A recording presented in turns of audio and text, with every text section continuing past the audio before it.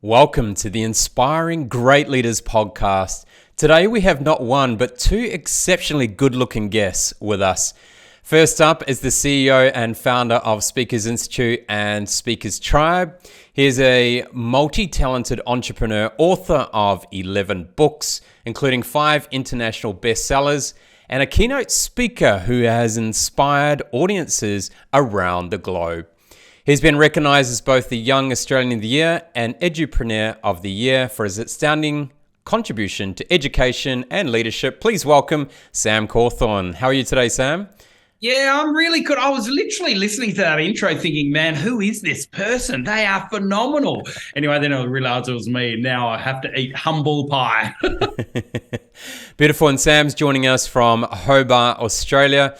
But also joining Sam is the co-founder and CEO of Imperium, an AI, metaverse, and cybersecurity company that has received over 20 industry and business awards.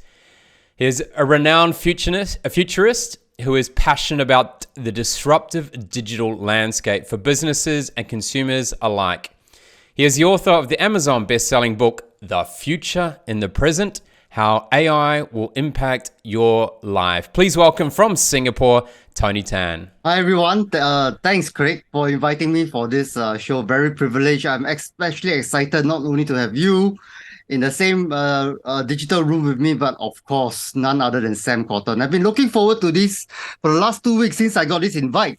I'm roaring to go, man. Roaring in. See what everybody got to share today. Nice. And for our audience here today, we're going to be focused on AI and the future of business and also communication. So what's fascinating, right? The first computer was invented in 1822. We saw iterations of computers sort of from around World War II onwards that seem to be, in government spaces or even in military. There's even a few a little bit earlier. But really the first general purpose digital computer that we could really use from a consumer was in about 1973. And then I think IBM in 1975 kind of bought the portable computer out. It was 23 kg, so I'm not sure how portable it was. And I think the first laptop was in 1982. We were probably running around in diapers at that point, which was about 1.6 kgs. But then fast forward, artificial intelligence. Everyone probably thinks that's relatively new, but the first artificial intelligence program was way back in 1951 by Christopher Strachey. And even the internet was first started in 1960. So these things have been around a long time. So why has it taken 70 years, Tony, for artificial intelligence to really come to the forefront and be in the consumer space on not only a daily, a daily perspective, but actually every second and minute of the day? Wow, Craig, that is a fascinating question. That'll probably take me 3 hours to run through the history of computing and artificial intelligence.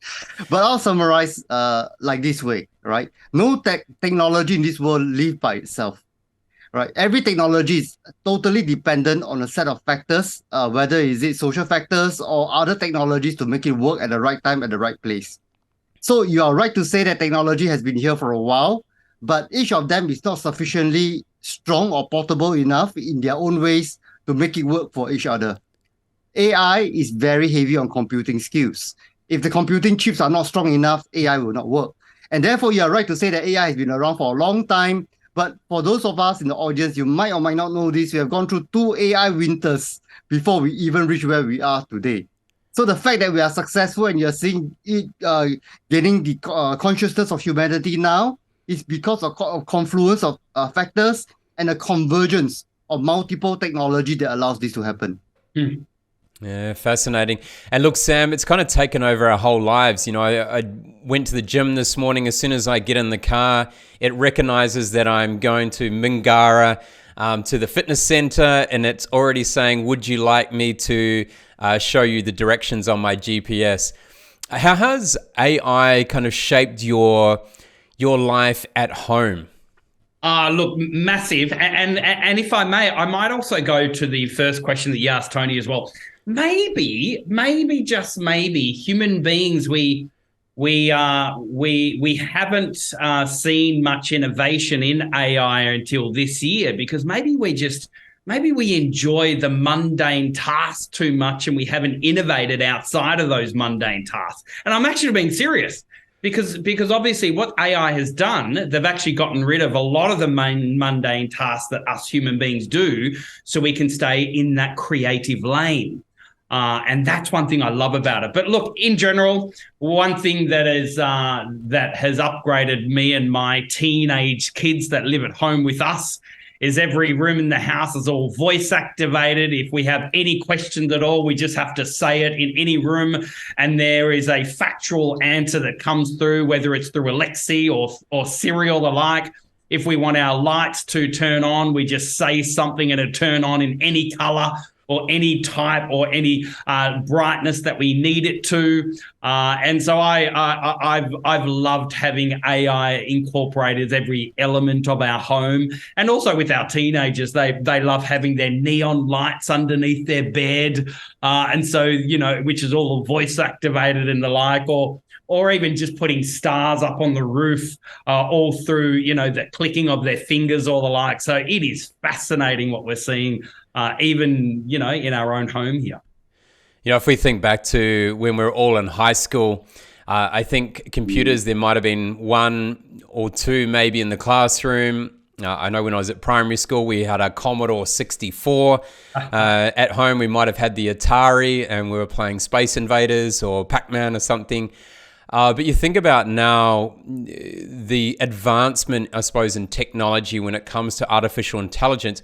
Wow, wouldn't I have loved to been at high school when ChatGPT was around, because I wouldn't have had to write a single exam or project. Where are we going with this, Tony? What do you think in regards to the whole education space when we're using some of the artificial intelligence tools like ChatGPT that we're seeing really coming to the fore in 2023? I think that is a very interesting question, Craig. I think we focus on the education sector because there's a lot of concern around how this will change the way we learn going forward, right? But I think actually it's a really good thing. We have very big universities as our clients today. Traditionally, it is not standard across every country. Every country's education system is different. But some of the countries, they have been thinking about critical thinking and some of the more abstract skills that is not part of the normal education system that we have generally. And in Singapore, especially countries like us, we focus a lot on facts and memory, right? That is not sometimes conducive to where the future is leading today. So ChatGPT to me is an enabler, and it is a force multiplier and an accelerator for change in the educational system. It forces us to really relook at the way we educate our people, to build the right sets of skill sets so that we are able to prepare ourselves for the future of technology. So this is a very powerful augmented technology that takes away the mundane education things that we are doing. I don't see why I should be studying one whole year of work to answer 4 questions at the end of the day that's not even relevant to my future, right? I mean, it's broken in that sense, right?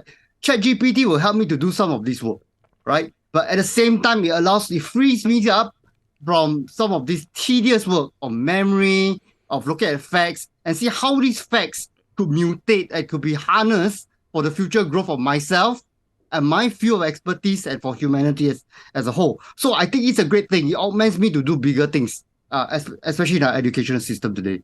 I also look at this as well, because obviously we run an educational company. And we teach people, whether it is how to speak with confidence, but also even how to write a TED talk or how to write a keynote talk, or actually even how to inspire anything educational to their listener. So I feel that ChatGPT has, massively disrupted my entire industry in general, though I must give it to the education system as well. Took them about 3 months before we heard of the very first education institution to start banning Chat GPT, which is the general thing of what we see with education systems. If they don't quite understand it, let's just ban it altogether until such time as we do understand it. But I certainly don't think that is the answer at all. I think we have to find ways how we can actually educate and embrace it and actually even learn from it and even educate from it as well. So there's this one school that I know of, which is literally here in Tasmania, where the teachers are actually now using Chat GPT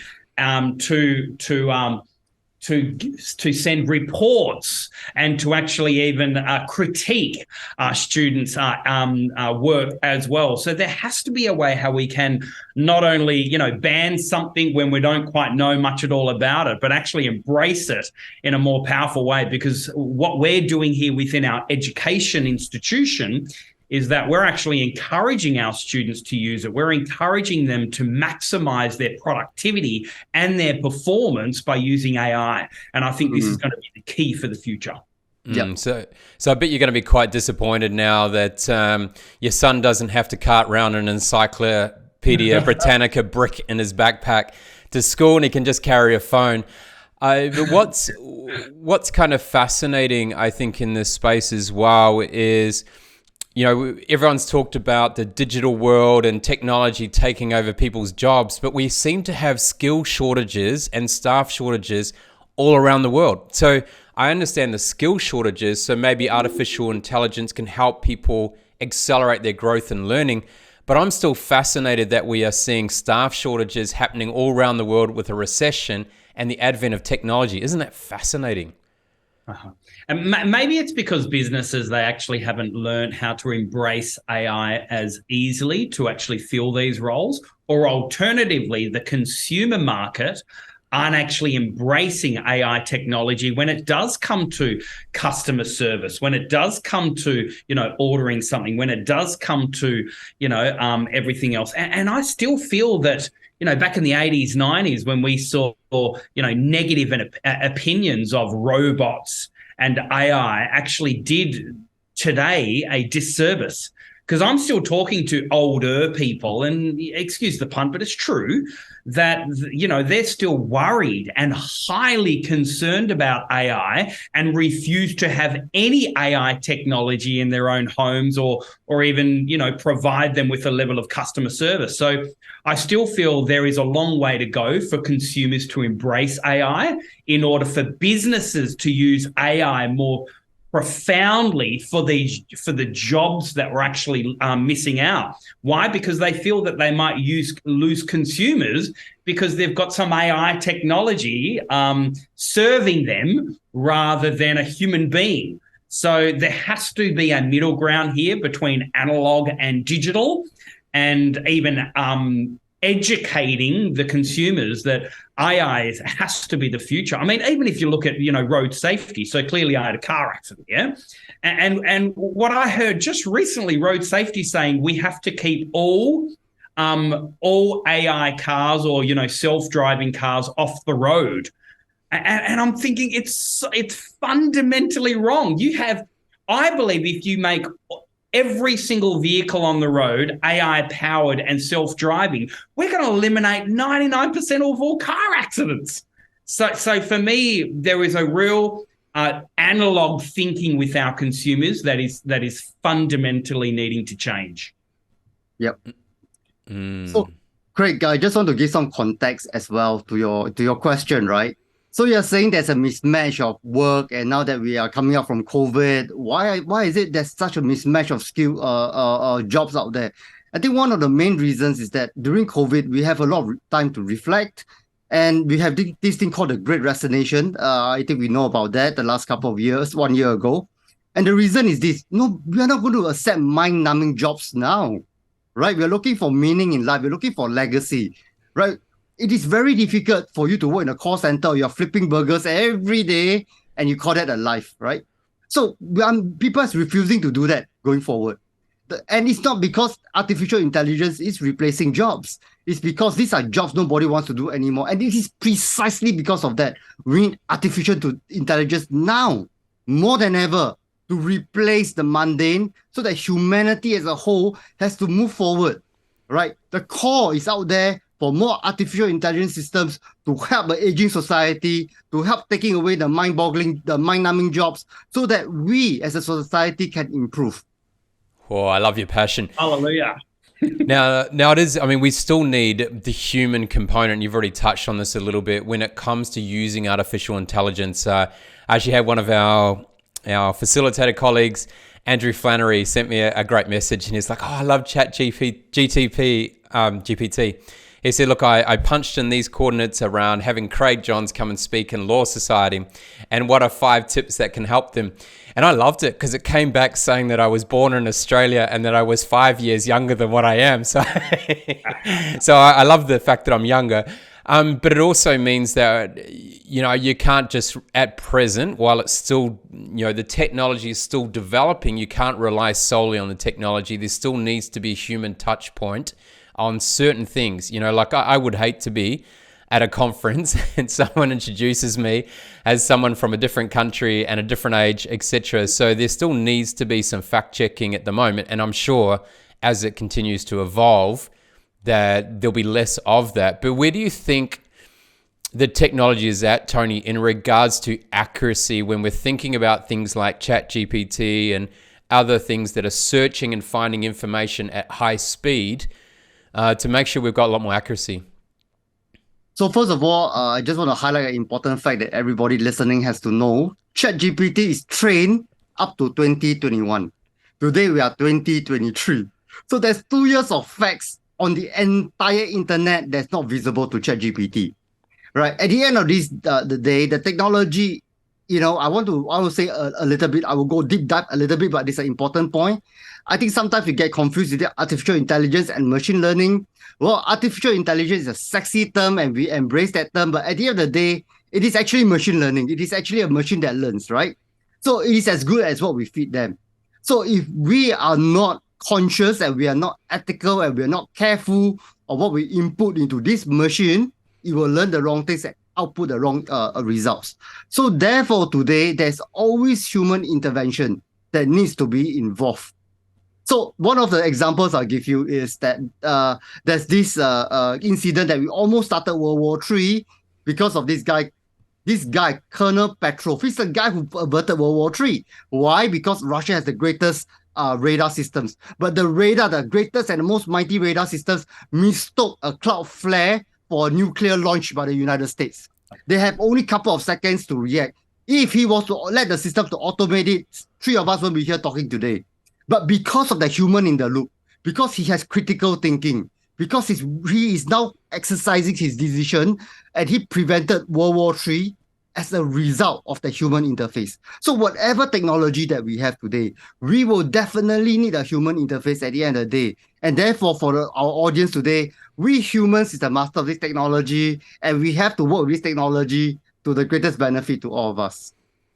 Cool. Yeah, look, I'd also agree as well. And Elon Musk, he's now coming out and saying one of the most significant things that governments now need to do right now is to create some laws, some policies in and around coders and people that are actually entering in data and creating these AI machines. And that can be anything from bias all the way through to, worrying, employee, mindsets that they're actually building these codes as well. So I think that's really fundamental in creating some laws for governments all around the world and for them to keep up.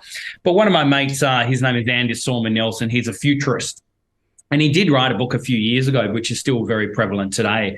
And he's talking about the converge between analog and digital, our digital minds and our analog hearts. We still have that emotional intelligence that human beings love, that physical touch and that human connection as well. So yes, to a certain extent, we're going to use AI for mundane and the like, and for other elements of, service-based organization. But at the same time, we still have to have that human touch and that high touch and that analog side of things as well. So really getting that fine balance for all businesses whether it's staff connection, staff interaction, all the way through to analysing data and machine learning and the like. I think it's going to be really pivotal to get that right formula right between both of those. And I want to highlight a very important part here, and I think this one has to be shared, right? So one of the other problems that we are facing today is that who's accountable for AI if the AI goes wrong? This question, nobody asks about it. We're very excited. Wow, we can do this, we can do that. But what happened is the results are wrong. Decisions are made based on the wrong results. Is it going to be OpenAI that's responsible for this? So one of the biggest problems that we have is called the trolley problem, right? If the car is driving down the street and there's an old woman and there's a young kid, and the AI has to decide, I'm going to hit one of them. Who's it going to be, right? Because the car is out of control. Is it going to be the old woman or the young kid, right? So that is one dilemma that we cannot solve today. And secondly, if we hit and an accident happens, do we blame a car like Tesla? Or is it a 25-year-old kid that's coding the AI behind that car that's outsourced to a third-party vendor? These ethical questions is not answered. Accountability is not created. Therefore, we have a gap. If this gap is not closed, it prevents the wider adoption for AI today across multiple industries. So this is something that we need to take note of as well. Yeah, it makes me think that, this machine learning and artificial intelligence is not that too dissimilar to the human brain in a way. Our human brain functions on what we feed it, and there are no rules. Question. We get to make our own decisions, right? You know what I tell people about AI? AI is actually the deepest fake for humanity.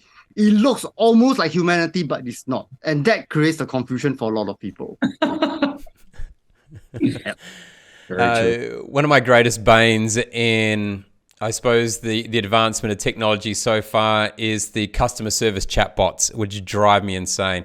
Are we ever going to get to a space where we can actually feel like that our customer service when we're talking with companies actually helps us and serves us? Because a lot of the time it just frustrates us and we feel like we're not getting anywhere. And when we really want a question answered, there is no answer to that question. And then there is no option to ring someone and actually have a conversation. So are we getting any further down the track? Do you think we're going to head back to a bit more human side when it comes to customer service?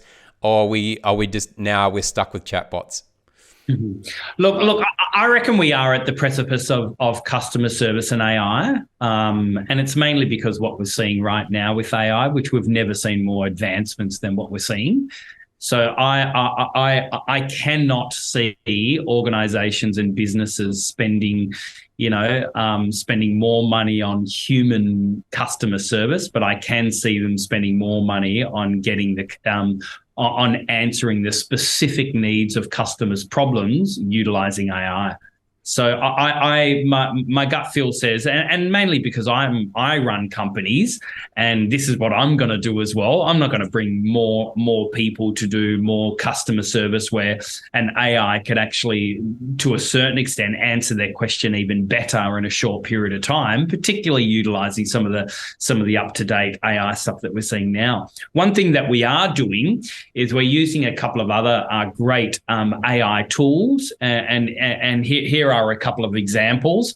One is Synthesia, that's SYNTHESIA, and another one is Genmo, GENMO. And what both of these platforms can do is actually create educational videos, short and sharp, specific, based on, let's say, someone asking us a question, and now here's an educational video, and these platforms can create these educational videos in literally just within 30 seconds. So instead of using the entire video team that can do editing, get cutaways, use stock footage, etc., we can now provide educational videos really, really quick and literally create an educational video. Right after a customer's actually asked us a question, we can then create a video specifically designed on that question as well, which I think is going to be a game changer. Yeah, really, really fascinating. But my question around this, all right, because your brand of your business is not just the faces of the business, it's also the content that we're delivering and what is digitally visible. How well are you noticing the software at the moment and being able to use the type of language and even the feel of the language that feels like Speakers Institute? Yeah, look, a good question. And I think a lot of this is ultimately going to do with prompts. Okay. So if the prompts are being are really specific, then you can get the specific answer back. And it's like everything, if you ask me a question and I try and provide an answer to you without either number one, truly understanding the question, or number two, you not asking the question properly, now we have an issue. Yeah. So for me, everything is about the right prompts. If you do the right prompts, or if you ask them the right questions in order for us to truly understand the pain point and problem, then the right answer can be matched with the right question, if that makes sense. So with all levels of AI that I've been using, it is about entering in the right prompts in order for you to get the answer to your question. And if the right prompts aren't being used, then AI, I feel, is going to be pointless. So are we going to see a lot more maybe in education side of things around the importance of questioning and understanding context and motive and things like that, which are actual real human skills? I think it'd be great to see that advancement in the education system. For you, Tony, you not only use the likes of artificial intelligence and machine learning, you create different platforms and softwares, etc., in this space, metaverse, etc. Tell us a little bit about what you're doing and what is, I suppose, if we look behind the scenes in a way, what is your vision for that? Why are you utilizing these platforms, and what's the ultimate outcome for you? I think ultimately we want to solve some real problems for humanity today, and it's around augmenting how can we do things better, faster, more effectively. So artificial intelligence, what we are seeing today, is multiple types of subsets of technologies coming together, and we have to mix the different types to solve a particular problem. But what we are seeing is this acceleration of some of this tech that's coming in that's extremely exciting, and this has the tech that we are building is going to leapfrog for a lot of industries, because we are the fourth industrial revolution, right? Guys, listen up. This is very important.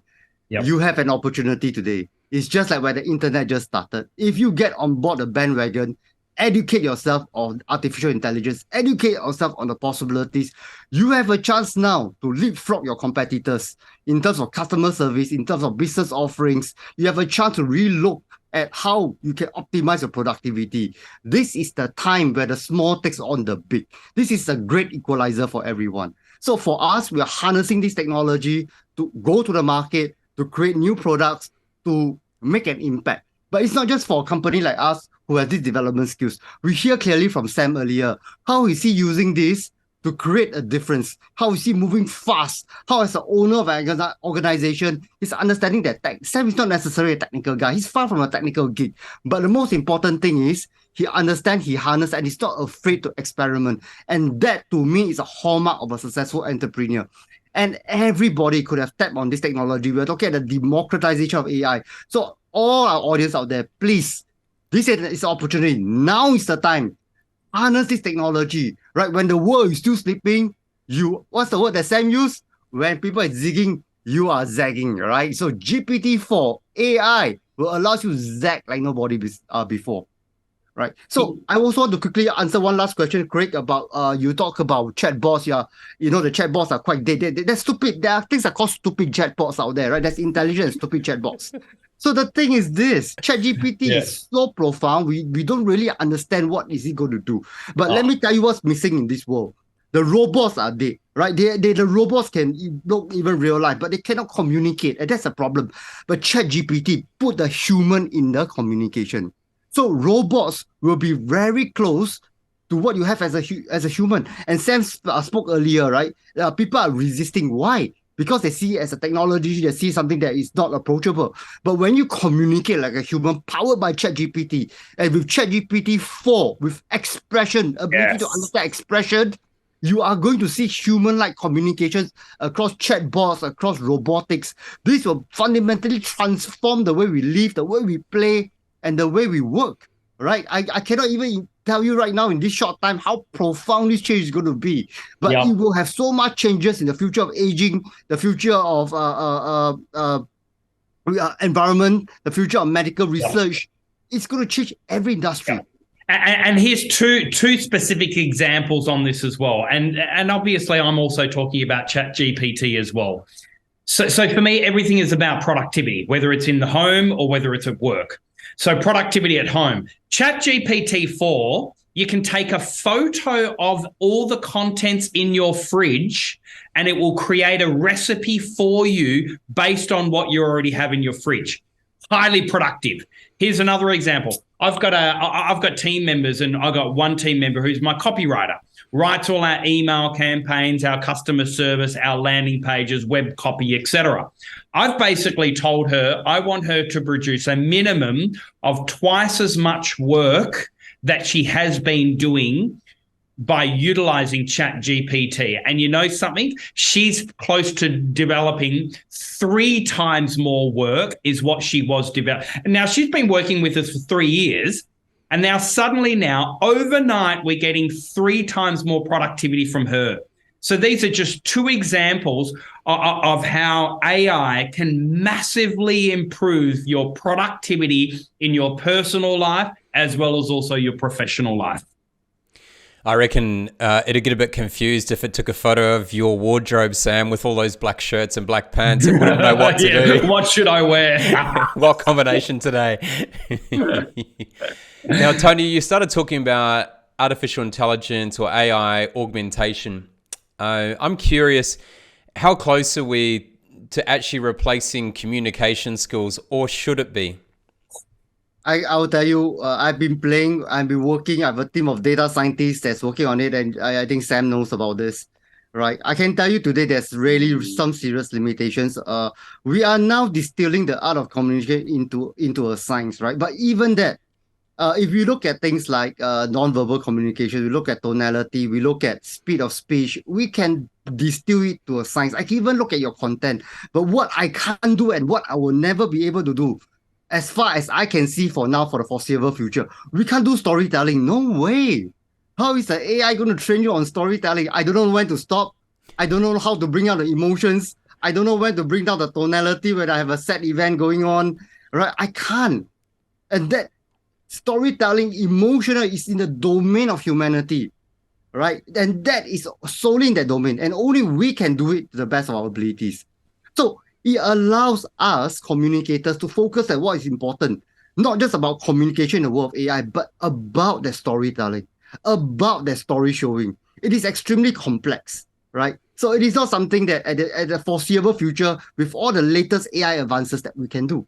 But we can augment the art of communication by looking at all the other mundane stuff so that we can focus on what's important.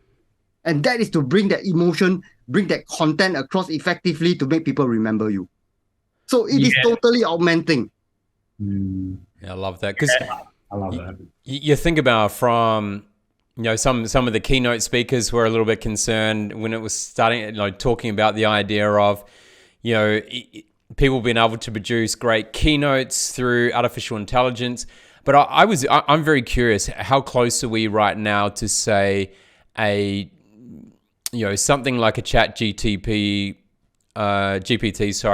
being able to create a speech but put it in the spoken word versus the written word.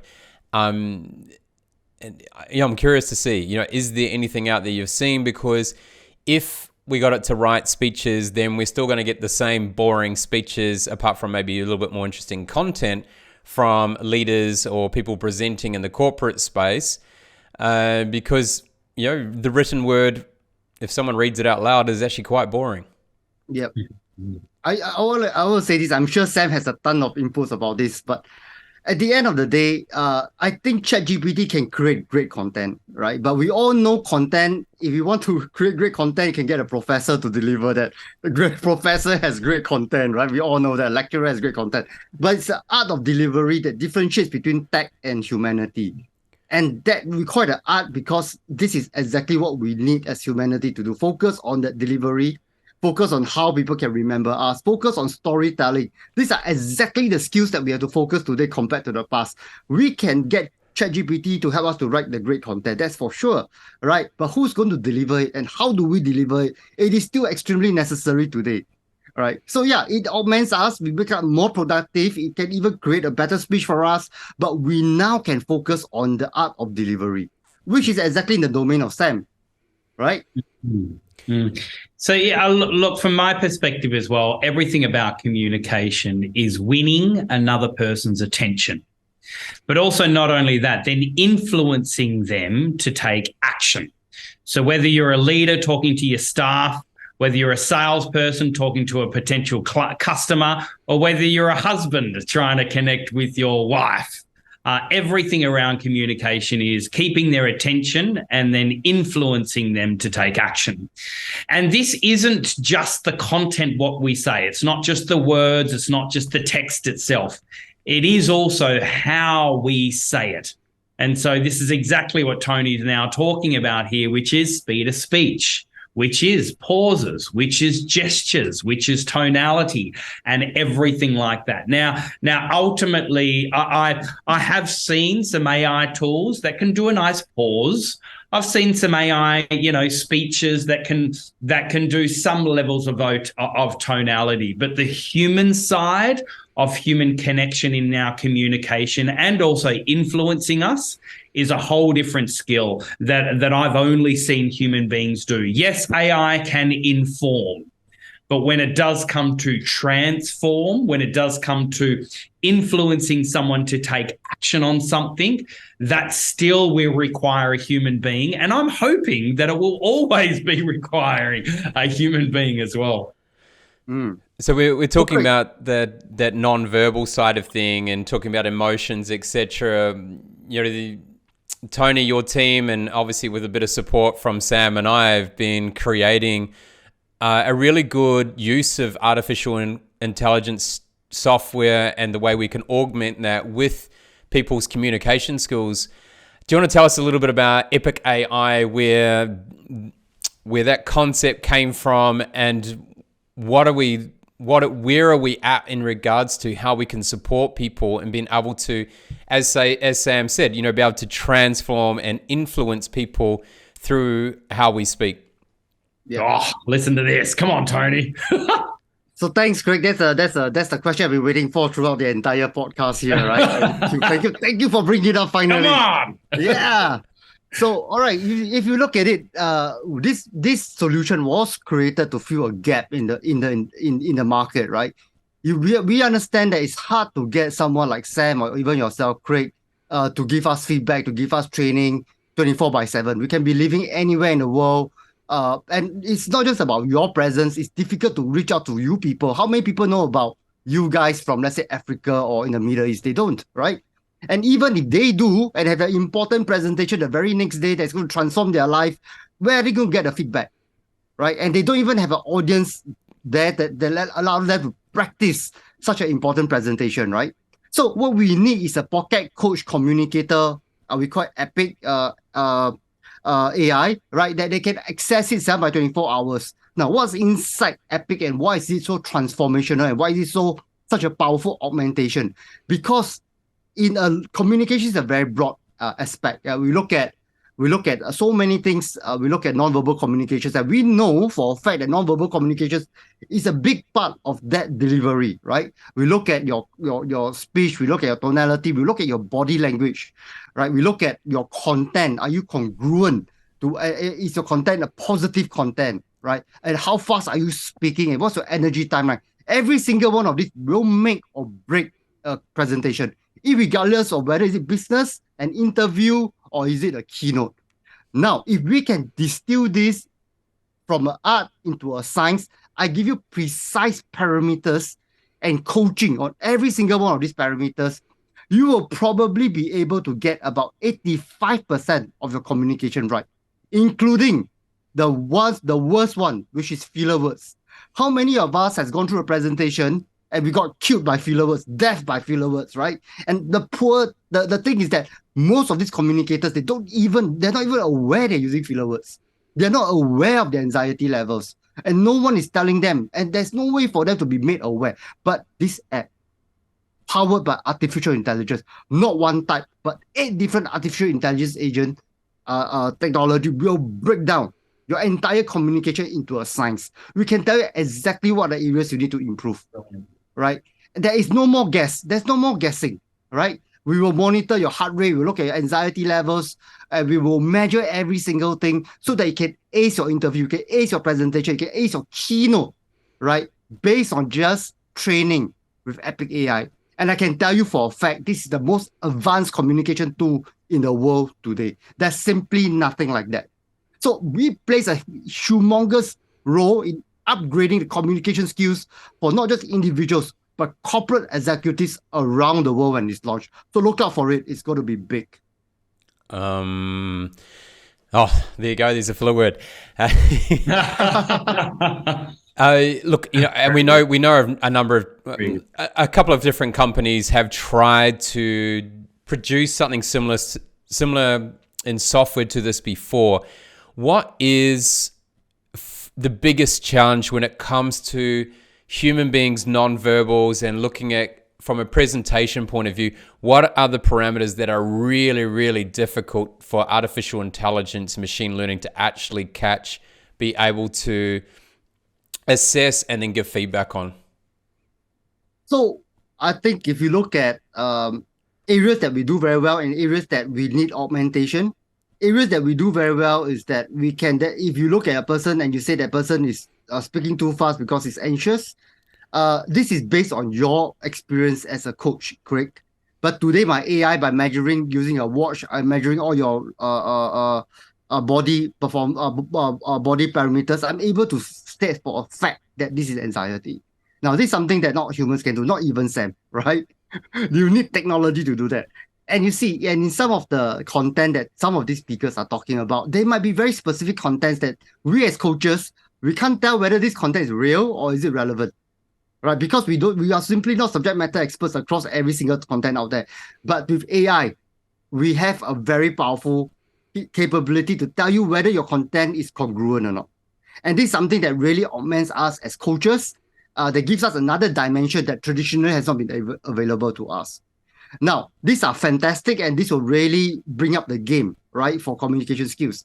But then again, we realize that, look, at the end of the day, is that what Sam says, right, the emotional aspect to transform. Now, this is not something technology can do. This is something that only one human can do to another. Empathy, right? We know this empathy, critical thinking. These are things that no way, or sarcasm. There's no way that AI can catch today, right? It is not designed to do that, and I don't think it will ever do that very accurately going forward. And these are areas that a human coach could come in and augment this, so that it can bring up the communication skills really to bring up the full potential of that particular presenter, right? So it is both augmenting, but there's also an opportunity for a human coach to come in and really transform the speaker.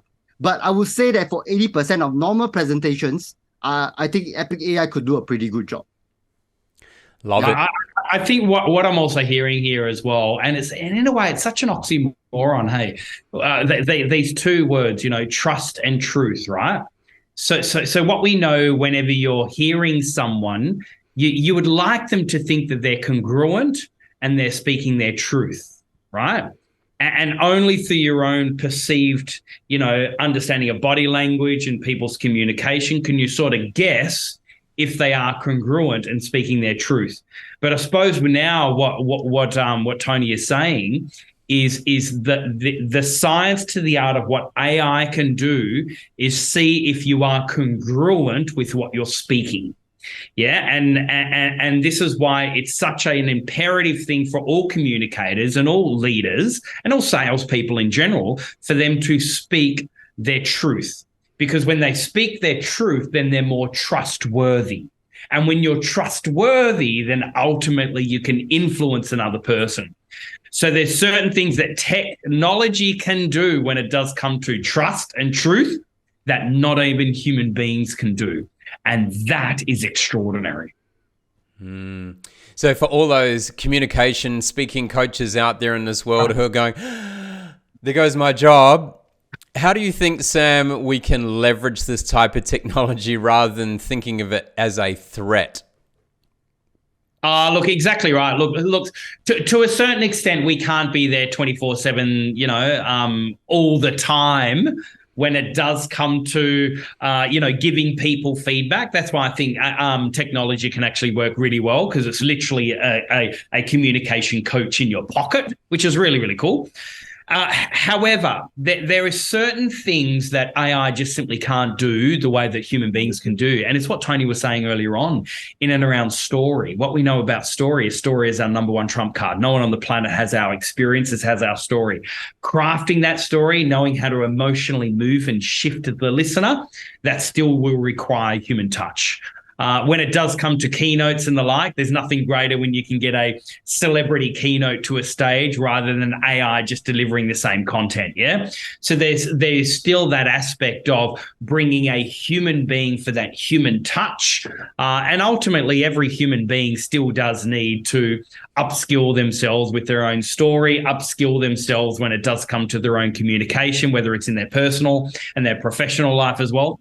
So I think with every industry, whether it is education, whether it's the services, customer service, whether it's in retail, whether it's in technology, there are certain aspects where they must embrace AI well, like we are. But there's other cases where ultimately it does require a human being to bring in that creativeness, to bring in that human side. And so, in general, AI will not be replacing anything and everything, even in my industry and everyone else's industry. But if we are not embracing it today, we will find our company and ourselves irrelevant in the future. So embrace it. Yeah. Craig, this is a very important point I just want to mention. I think it's worth mentioning. If you look at a speaker and you look at the job scope, like Sam said, a speaker is not just one skill. There's like 15 skills to master, right? And a job scope has most people have multiple job scope, not just one, right? Now, what AI does, they replace some of the job scope, but they don't replace the job. So they replace some of the elements of a speaker, they don't replace the speaker. So this allows the speaker to focus on the areas that make an impact. And I know among the listeners here, there's a lot of authors. And I want to say this thing that is so important. Today, with the advent of ChatGPT 4 and the ChatGPT 5, if you're going to write a book on facts, it's not going to fly because people can get it from ChatGPT. So to extrapolate on what Sam talked about storytelling, any book, even a factual book, has not got story elements and authenticity inside will fail in the age of AI. So if you are thinking about writing a book, you're thinking about giving a speech, you must absolutely harness elements of human connection and storytelling in whatever you do today in the age of AI. And that is one of the advice I'd like to give to our audience today. Very good. I know in the world of sport and endurance world, we've had the advent of training software and using heart rate monitors and watches that tell us what's going on. It actually increased the demand for physical coaches. And because they realized it was a tool, and it's like, I think a lot of the artificial intelligence, it's not going to replace human beings. It will be a tool to support human beings to perform at a higher level. And so it's exciting where it's going. I'd like to kind of finish with one last question around artificial intelligence for both of you. What do you see as the future of AI for both in the corporate world? Maybe just quickly, what are 1, 2, or 3 easy solutions, but then also what should they be thinking about in the future that they need to be ready for? And I'll start with you, Tony. All right. So just now, remember, we started off with saying there's a convergence of technology. This convergence is moving faster. For some of us, might or might not know this, there is a very, very big change just around the corner, and this change is called quantum computing, and it's coming. In the next 5-6 years, it will be used in the cloud. This computing power is about 1,000 times the power of classical computers. So classical computers are the most powerful computers or supercomputers that we have. Quantum computer is 1,000 times that power, right? And when this is made available, the world will change, right? And with the advanced logarithms like ChatGPT 4 going forward, they will converge together.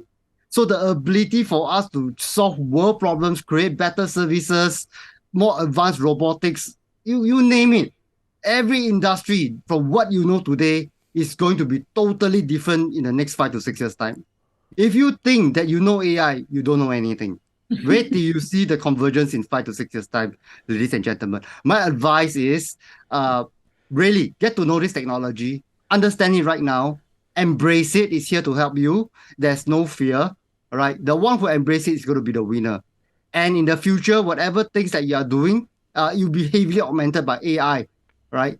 And that's what I want to say. And one more very important thing, guys. I think this one is, you need to know this. Right behind AI, maybe it's a little bit buried right now due to communications. The metaverse is still very much alive, and it will come, right? And AI is a big part of the metaverse going forward. When we have quantum computing, when we have the metaverse digital experience coming together, powered by new generative AI, wow! Even Speakers Institute is going to be very different from what we see today. Yeah. So the time is too short for me to go into depth about all these things. But we can talk about this in another session, Craig. But the takeaway point is, guys, get to know AI today, get to understand it, because your life will totally be different going forward. Oh, love it. And Sam, last final words from you around how corporates can embrace the future of AI.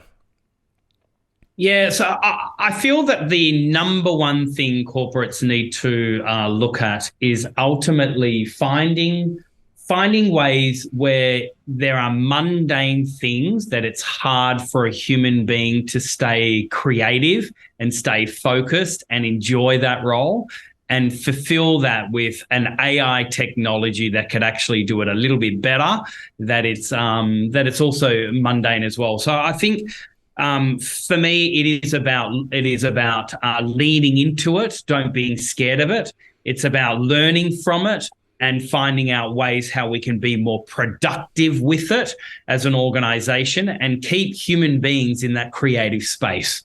I think for too long, us human beings, we've been thrown into environments where we're not using our intelligence and the capacity that we have.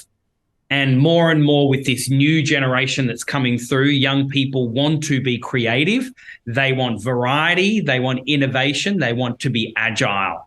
And so the more that our employers can look for ways how they can keep these young people stimulated in their creative side and keep their minds active, and then fulfill those mundane things with productive AI tools, is ultimately going to make this world a better place.